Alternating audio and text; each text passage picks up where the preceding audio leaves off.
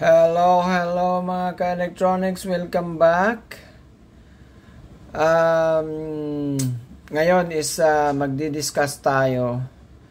Kung napanood nyo yung first video ko nito, is sabi ko we will discuss one by one yung mga different electronic components like this one, no? So we have the resistors, capacitors, okay, transistors, okay, nagkalo-alo na yan guys, no? Diodes, okay, what else, relay, inductors, okay, ICs, LEDs. So i-discuss natin one by one. Now, unahin natin itong pinaka-popular na resistor, no? Ito yung for me, ito yung pinaka-popular sa lahat. Dahil ito usually yung mga ginagamit natin sa mga examples natin in computation of voltage, current, power. So, usually we represent those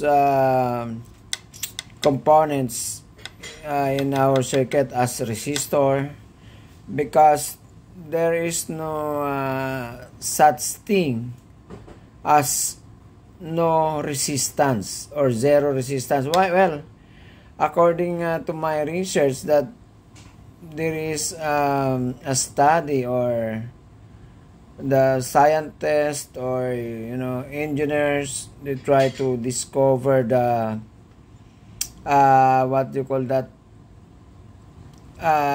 zero resistance material, okay, like a perfect conductor but until now it's still under study, and ongoing pa yung research nila about perfect conductor, experiments, and everything. Now, so far, wala pang commercial na sabihin natin zero resistance conductor. So, ito yung unahin natin na i-discuss itong resistor. Now, let's go to our definition. Resistor limit, control, or oppose the flow of current in the circuit. So that's the very definition of resistor. But you can define also resistor according to its function, no? Like for example, resistor as bias, resistor as voltage divider. Okay, resistor as, depende kung ano yung magiging function sa circuit, no? That could be also a definition. But the very popular is limit, control, oppose the flow of current. By the name itself, no? Resist or resistor. The device is resistor. The function is to resist the flow of current. That could be also resist or limit the voltage, no? Because like voltage divider, biasing, no? Resistor as bias, that also control the voltage. And at the same time of course, current as well. Now, we have the symbols, different symbols. We have the fixed resistor, this one, fixed. So these are fixed resistor here. Like this one, these are fixed, no? These are fixed resistor. Lahat yan, mga fixed resistors yan, no? Depende kung anong type. But all of these are resistors. This one, the big resistor, This is, how much? This is 50 watts.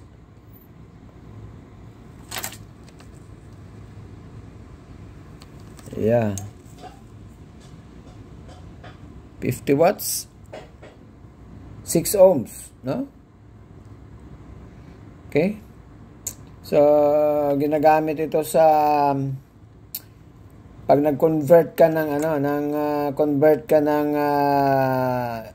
ordinary incandescent bulb sa mga sasakyan, no? Sa mga kotse, like signal light, something like that, yung nag on and off, na the original bulb is incandescent bulb, then i-convert mo into LED, then you must have to have this kind of resistor, no, na high power, like 50 watts, 6 ohms, low voltage, low resistance but high power rating, because ito yung ang pag-connect nito sa LED mo na, let's say, signal lights, is nakaparallel sa terminal ng LED lights mo. Kasi or pag wala itong ganito na nakaparallel, kasi ang original niya na bulb is ordinary bulb na incandescent, which is usually low resistance, no? Kasi walang circuit 'yun no? Walang circuit, diretso na lang siya filament. Whereas pag kinonvert mo to LED signal light, mayroong circuit na 'yun sa loob para mag blink or mag-flash yung pag nasupplyan yung circuit, pa-flash yung LED. So, sa analysis ko, bakit kailangan ito pag kinonvert mo sa LED? Kasi ang LED is, ang input niya is a little bit high resistance maybe. That's why you must have this resistor as parallel. Kasi pag pinarallel mo ito doon sa input, since ito is 6 ohms, so of course the resistance will drop to less than 6 ohms. Okay? Kasi incandescent bulb is just a filament, no? So, of course, it's almost zero, very less resistance, no? Almost, pag chinek mo dito sa multitester natin, is like a short circuit. But, of course, again, I said, there's no such thing as zero resistance so far. Okay? So, yan. Kaya ito kailangan para, again, ibaba yung input resistance doon sa circuit ng LED signal light na nilagay mo sa kotse mo. Okay? Ginawa ko ito, guys, no? Kaya meron ako nito. Okay? Alright. So much for that. Then we have here the variable. The variable resistor, the symbol is like that. There's an arrow, meaning this is the moving part, no, na magbabari yung resistance. So like for example, ito yung mga knobs ng natin, ng oscilloscope natin. Like for example, yan, yung mga knobs yan, yung mga bilog dito. Like for example, ito, ipalakihan natin yung waveforms natin. Yan. Iniikot natin itong knob, no? Which is a variable resistor. Then, ito rin sa secant perturbation knob niya, paramihan natin yung frequency or i-reduce natin yung frequency. Okay? Zoom in, zoom out natin. Ito, yan. So, yan yung mga purpose ng variable resistor, no? Dito naman sa signal G natin, yan, i-control natin, for example, yung amplitude, yan, no? By turning this knob, yan. Okay, yan, nakokontrol natin, change natin ang frequency, yan, change natin, no?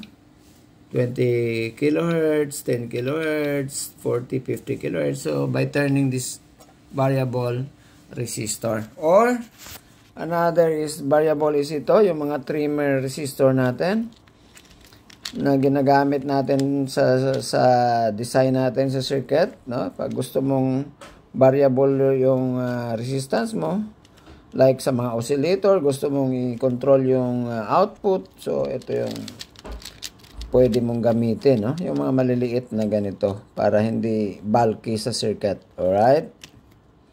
Yung mga control ng mga amplifiers, no? Like yung napulot natin na amplifier na ito. Yan, napulot natin kanina, no? Yan, yung mga knobs niya, mga variable resistor yan. Potentiometer. We call that also as potentiometer. Usually pag ginagamit sa mga sound system, that's radio, something like that. So that becomes a potentiometer or a variable resistor in general, no? Alright, let's go back here. So much for the variable. We have here the light dependent resistor or the thermistor, no? So the resistance will vary according to the light. It's either sunlight or artificial light, like from bulb or from LED. You can change the resistance, no? So usually ginagamit sa mga sensor, like for example this one. We have here, ano yun? Yeah. Anyway, this is a photodiode, no? But something like that. Wala tayong sample dito, guys, no? Wala tayong sample. Pero later on, magkaroon tayo ng circuit na may ganito sa mga automation. Okay? Then another one is the sorry guys, kung nasabi kong thermistor, nasabi ba, nabanggit ba ako? LDR, ha? LDR, o hindi to long distance relationship, but light dependent resistor. This is the temperature sensitive resistor or thermistor. Kung nabanggit ko thermistor, I'm sorry. Sometimes tao lang tayo, guys, no? So, ito yung thermistor, guys. Temperature sensitive resistor. So, ginagamit din ito sa mga sensor din. So, kung ito is light dependent, ito man naman is temperature sensitive or temperature dependent din siya, no? Magbabari din yung resistance niya depende sa temperature na nafi-fill ng resistor. Okay? So, we have here the types, no? We have here number 1, the carbon type. These are the carbon, no? Ito yung mga carbon type, no? Ito may mga color, usually mga carbon type yan. Okay? Yung, ito sa trimmer, sa variable, no? Yung pag-ikot mo nitong sa symbol niya, ito, pag-ikot mo, kumbaga itong parang wiper arm niya, ito yung tumatakbo, pareho sa volume control, pareho nito, no? Pareho ng mga knobs natin dito sa oscilloscope. Pag inikot mo, dumadaan itong wiper arm niya doon sa carbon, no? Sa loob, no? So kaya nagbabago yung resistance niya. Kasi nagmo-move itong wiper arm niya doon sa carbon. So that's also a carbon type. Then the wire wand is ito mga ganitong klase ito. It's a wire wand. This could be this one also, no? Ito din. Compatible is a wire wand. Pero sa mga malalaking resistor is usually wire wand resistor 'yon. Okay? Meaning a wire wand inside this case, no? Or this one. Pag binasag mo ito, makikita mo na may wire dito naka-wand sa loob. So that's a wire wand resistor. This one, the value is 5 watts 15 ohms, no? Okay, 5 watts 15 ohms. Tolerance niya is J. I think that's 5%, plus and minus 5%. Okay. Then wire wand, thin film, no? Of course, yung parang ganito rin ang tsura ng mga thin film resistor. Okay. Then varistor, yung mga MOB, yun yung mga metal oxide varistor. This is voltage sensitive resistor, no? Kumbaga, usually ang application nito is sa mga circuit protector like mga voltage surge sa mga 220 volts AC, no? Pagpasok ng 220 volts, so to protect the circuit is usually ito siya, yun, ito guys, yan, this is an MOB or metal oxide varistor. Meron tayong malaki-laki dito, nawala na guys, nawala. Sana wala na. Well, ito yung MOB. Ito yung sample natin ng MOB resistor, no? Varistor.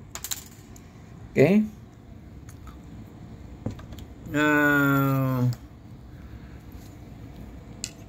Next is the function. Functions, of course, voltage divider, no? Usually,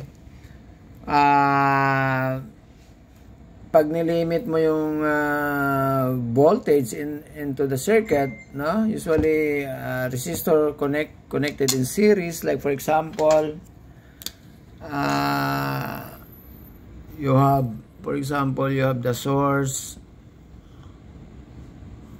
you see battery, okay, resistor,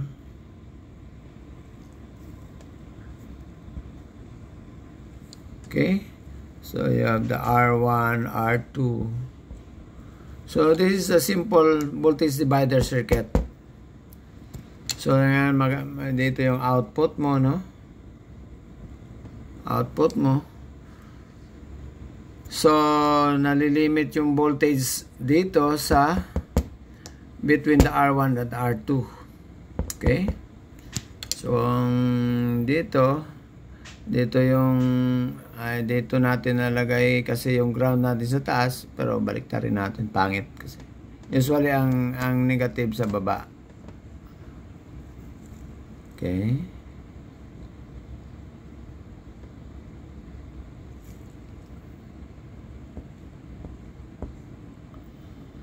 yan. So this is the positive, this is the negative. So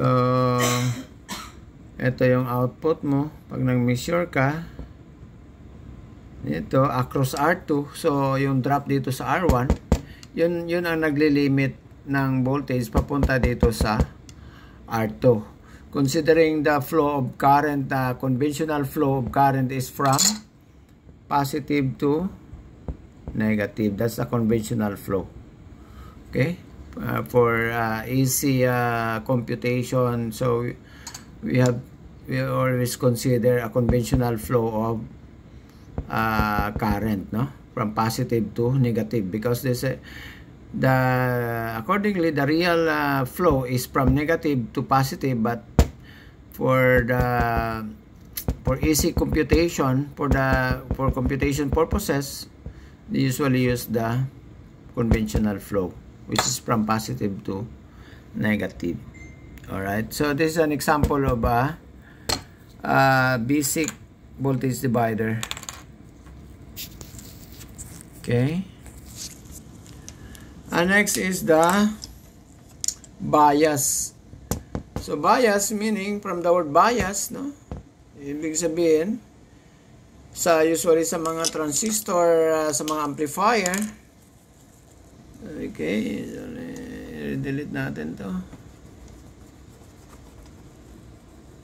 Okay.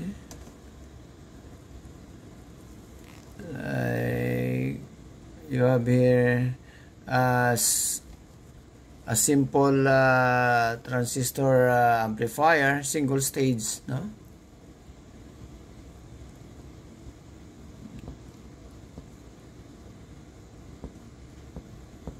Okay. So you have here the RC, you have the RB, no? So those are the simple biasing, no? You have here the RC, RB. So by controlling this resistance, no, of RC and RB to bias properly this transistor. So that's a simple explanation of biasing, no, or resistor as bias.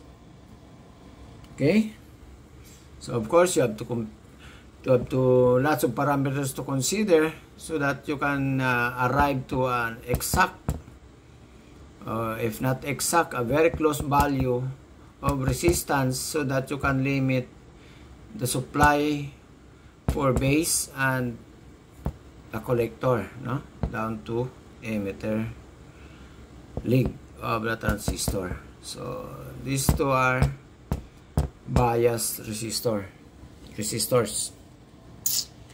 Then the next is the feedback. You know, feedback usually ginagamit sa mga amplifier, feedback signal, or sa mga, you know, mga OP amp. Yung halimbawa sa OP amp, for example,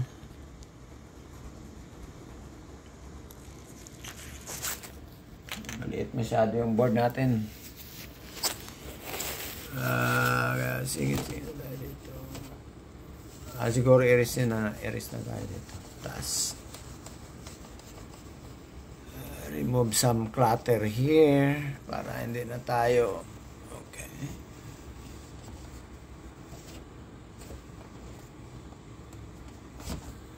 Alright.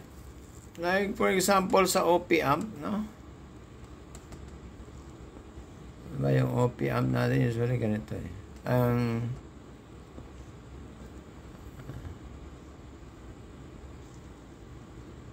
Ayan. So this is non-inverting input, no?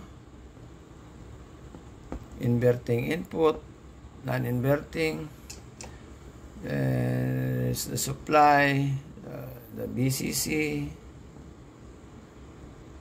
ground, output. Okay. So yung isa na sa feedback yung usually, o pwedeng dito.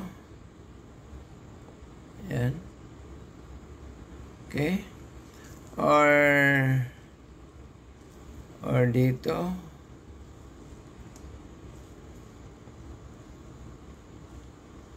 Basta yung pabalik, no? Pabalik na path, pabalik doon sa input. See, from output back to input, no? That's feedback. So there's a big impact yung feedback pagdating sa OP-amp, kasi yung gain ng OP-amp usually nabibase, malaki ang contribution ng feedback resistor sa gain nitong OP-amp pag nag-design ka talaga ng isang operational amplifier. Okay, so that's feedback. Then the impedance matching. Impedance matching number 4 is like, you know, sometimes you have to match the impedance of input and output of a circuit. Then by adding resistor, either sa output or sa input, then you can match the impedance of those two what do you call that, quantities, no? The input and the output impedance. Then the next, number 5 is the current control. Of course, the definition, limit control, that's it. No? Current control. So, doon pa rin yan sa drawing natin kanina sa biasing, no? Kasi doon natin nakokontrol yung current papunta sa base, sa collector, no? Down to emitter. Kinokontrol natin yan para hindi maging ma-over bias yung transistor natin. Or else, kung amplifier yan, pag na-over bias yan, so possibly it will not function as what we expected to be, or di kaya distorted yung amplifier mo pag hindi tama yung bias and yung pag-control ng current doon sa transistor. Then the last, number 6, is the pull up or pull down. Usually ito ginagamit dati namin sa mga projects namin like sa digital circuits, yung pull up or pull down. Pag yung digital circuit, yung output or even the input is active low or active high, no? Pag active high siya, so dapat ipo-pull down mo siya to ground, no? Kumbaga, kasi para hindi siya magiging sensitive masyado na kahit wala siyang input, magti-trigger siya, or kahit wala siyang output, mag-out siya ng output na kumbaga fake output dahil because of noises or interferences, no? Kaya itong pull up, pull down, depende kung pwede mo ilagay yan sa input or output, then depende naman kung anong IC ang ginagamit mo, or kung ba siya active high or active low, no? Pag active low, dapat na mayroon siyang pull up. Pag active low, active high, pag active high, dapat may pull down para hindi siya magiging too much sensitive sa mga undesired signal na pumapasok na matitrigger siya. Okay? Let's pull up. Usually, resistor ang gamit dito siyempre. I-connect kung pull down, i-connect mo sa ground. Kung pull up, i-connect mo sa B+. Ang resistor. Kung sa input or sa output, that could be also, no? Para ma-visualize niyo, like for example, gawa natin ng isang gate, no? Like for example, AND gate, digital logic gate, no? Let's say gusto mo magkaroon, pag halimbawa input mo dito is 1, 1, dapat output niya is 1 because this is an AND gate, no? Now, pag sobrang sensitive itong input, kahit walang 1, or usually nakahang yan, no? Mayroon na siyang 1 na input pag nakahang. So, para hindi siya mag-automatic na magkaroon ng input na 1 kung nakahang, so dapat lagyan mo siya ng pull down resistor. So, this is pull down resistor, no? Pull down resistor. Dito naman sa output, kung halimbawa kahit may LED ka, for example dito na display output, no? Tapos kung ito is active high or say active low, for example. So balik na rin natin yung LED natin kung active low siya. So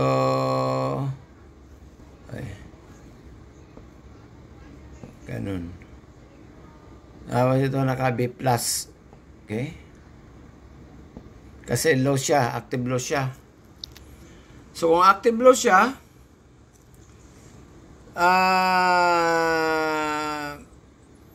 para hindi siya, kahit wala pa siyang output, parang nag-trigger na siya sa display, mag-iilaw na yung output mo kahit wala pang output. So since this is active low, ibig sabihin 0 ito para mag-on yung output mo. So para hindi siya maging sensitive, ilagyan mo siya ng pull up ngayon. Pull up. Ito B+. Okay, this pull up. Ito yung pull down. Okay, ito yung pull up. Para pag wala talagang output, hindi siya matitrigger. Hindi niya hindi siya magkaroon ng output, na undesired output, na magkaroon ng undesired display dito sa LED, no? So yan ang explanation natin dito sa pull up and pull down resistor. Okay? Then ito yung sa mga beginners to, ha. Again, sa mga master, out na kayo dito, ha. Mga beginners na to, yung mga nag-aaral sa mga electronics, no? Or yung iba hindi pa wala pa masyadong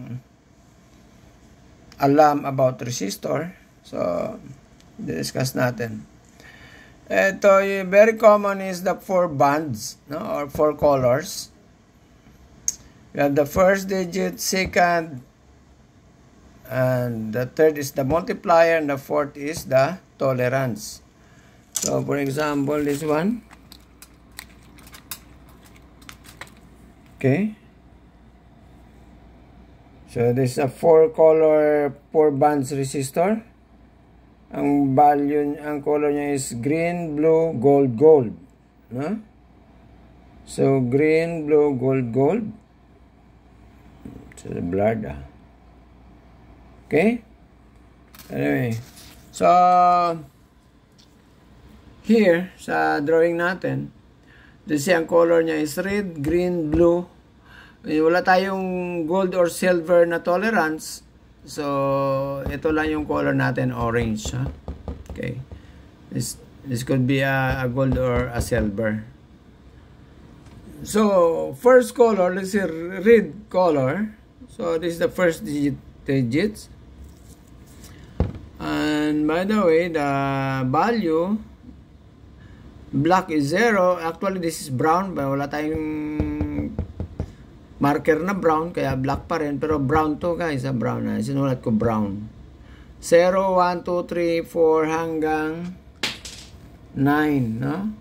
So, 0 is black. Brown is 1 is brown. Red, 2 is red. 3 orange. Then also, this one, wala tayong yellow. Kaya black pa rin sinulat ko. Yellow. 4 is yellow. 5 is green, 6 is blue, 7 is purple, 8 is gray, and 9 is white. Same also with the second digit, second color, second band, no? Pareho lang sa first band or first color. Then the third color is the multiplier. So from black, brown, red, orange, yellow, green, and blue. Okay? Again, we're talking here 4 bands, because after this we'll discuss also the 5 bands. So limit lang tayo dito sa 4 colors muna. So multiplier, pag black is times 1, pag multiplier, ibig sabihin itong first and second digits niya is i-multiply mo dito sa multiplier. Like for example, yung kanina pinakita ko sa inyo na color niya is green, and green, blue, gold, gold.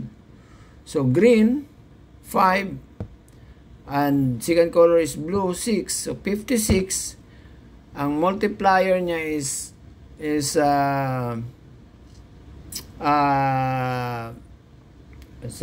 gold. Na gold, multiplier niya is gold here. Okay? Multiplier niya is gold. So, 0.1 and 0.01. For gold is 0.1. So, meaning 5. Diba yung pinakita ko sa inyo itong kulay niya? Ito. Blue, green, blue, gold, no? Green, blue, gold. Klaro ba? Green, blue, gold. So, green is 5. Blue is 6. So, we have to write the first and second digits. Then, the multiplier is gold is 0.1. So, meaning times 0.1. So, that is 5.6 ohms. Okay, so one decimal lang, no, yung multiplier natin. So 5 is green and blue is 6.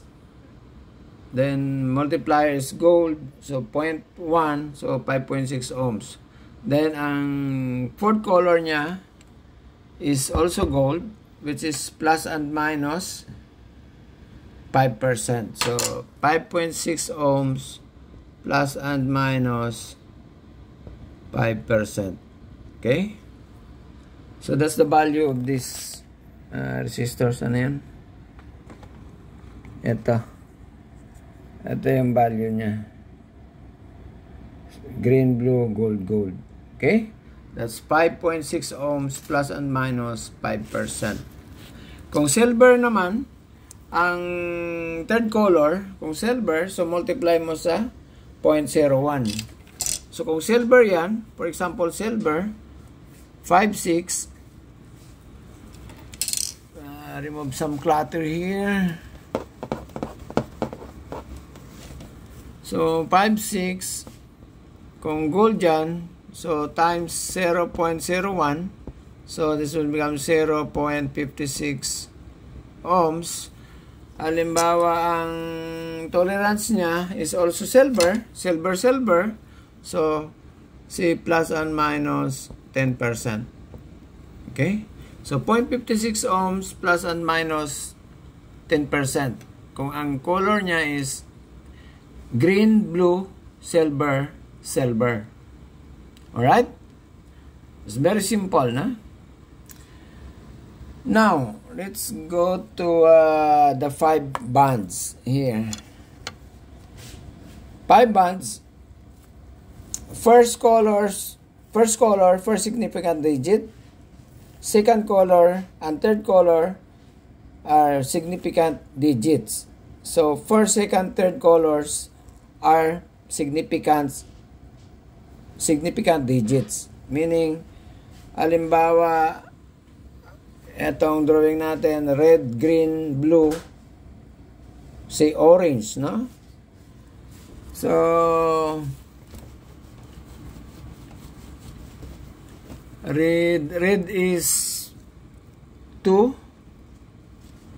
green is 5,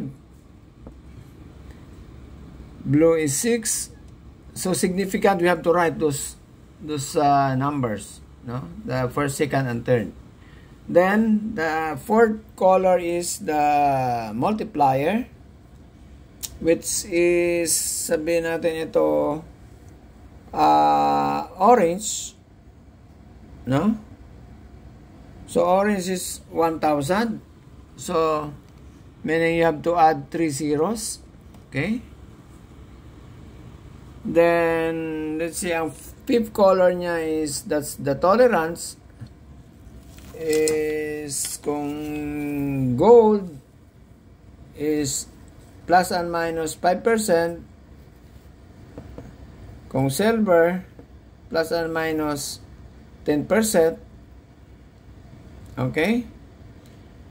Now, pag another tolerance, red and brown, aside from silver and gold, na 5 and 10%, Another tolerance niya is red and brown, which is for the brown is plus and minus 1%, and for the red is plus and minus 2%. Okay? So, let's say dito sa drawing natin, ang tolerance niya is red. No? So, meaning plus and minus 2%. Plus and minus, ohms pa yan guys, ha? Ohms pa yan. Plus and minus 2%. Now, by the way, di ba, ilan yan? 1,000, di ba? 256,000 ohms, plus and minus 2%. Now, dito may mga prefix tayo, prefix na ginagamit in reading the resistance. The base unit is ohms, no? The base unit is ohms, or symbol is omega, ohms. But there are some prefixes we use to read the, especially when it reaches 2,000 and even millions of ohms, no? So, like for example, this one, 256,000 ohms. So, we have to convert that into kilo ohms. Usually the prefix in ohms is like kilo ohms, no? Mega ohms. Yan ang dalawang pinaka-popular. There's no negative prefix for resistance. Only in other components like capacitor, inductor, no? Pero dito sa ohm, sa resistor is in terms of positive exponent, no? Positive prefix like kilo and mega. So very common is kilo and mega. So like this one is 256,000 ohms. So to shorten the number, this will becomes 256 kilo ohms, because cancel yung 3 zeros and this become kilo ohms. Okay, and plus and minus 2%. So that's the final value, no? 256 kilo ohms plus and minus 2% for this example drawing, no? Yan. Again, 5 bands is first color, second color, and third color are significant digits. So you have to write that 3 colors like 2, red, blue, and green. Red, green, and blue. 256. Then the multiplier and the tolerance. Okay, so these are our table. Actually, this is flooding in YouTube, no? But of course, usually there's no may mga drawing lang pero wala namang discussion. Then may mga discussion, usually mga English, no? Usually American yung mga nag-tutorial sa YouTube. Walang Pilipino masyado, I don't know why.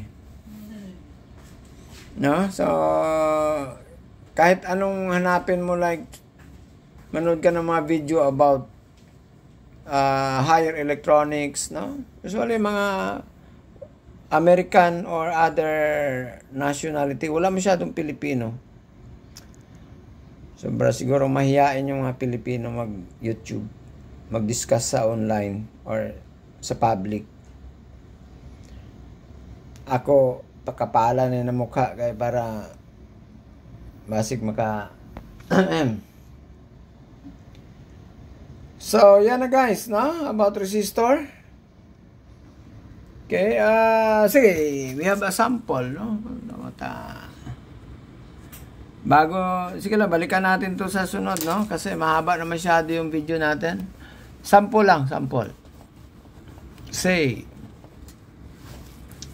Kasi ito yung next topic natin about resistor, no? At saka mga actual, ipapakita ko sa inyo yung mga actual talaga. let's say voltage divider, no? Paano nangyayari yan in actual? So, gawin natin siyang pang-control ng voltage, no? Papakita ko sa inyo in actual yan. Mayroon tayong mga gamit, mayroon tayong power supply. Okay? Mayroon tayong signal gen, mayroon tayong oscilloscope, mayroon tayong mga tester, mayroon tayong analog, mayroon tayong digital. Marami tayong mga tester dito, guys, no? Yan pa, no? Yan. Kinakalawang na yung mga tester natin yan. Yan. Yan, sa baba. Yan. Yan. Yan. Flock yan. Ito, made-in at chai lang yan. Pero okay naman siya. No? Mas prepared ko kasi itong ganitong tester, guys. So, parang, ano lang, heads up lang, no? Okay? Sa next topic natin. So, halimbawa, how to compute yung resistance, combination of resistors, no? Like, in series, resistor, in series, okay? Resistor in parallel, okay? Resistor in series parallel, okay? Combination, how to compute those their total resistance. Like for example, in series, no? Okay? Something like that. See, in parallel,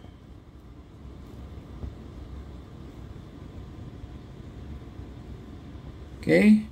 Combination of series parallel. Meron pa tayong delta Y connection. Then you have to convert to delta to Y, Y to delta, so that you can compute the R total, something like that. Okay, yun na ang next topic natin dito sa resistor. And actual, no? Actual talaga, actual testing, no? Actual resistor, breadboarding, no? Susuplayan natin, ilalagay natin sa breadboard, susuplayan natin, susukatin natin, gamitan natin ng signal generator, susuplayan natin ng signal, titingnan natin sa oscilloscope, titingnan natin sa multi-tester, analog, even sa digital, lahat, no? Actual application, papakita ko sa inyo, guys. Hindi lang tayo magchuchuri, no? May actual talaga yan. Para ma-appreciate ninyo kung ano ba talaga ang electronics, no? Magkaroon kayo ng interest para matuto sa electronics. Alright?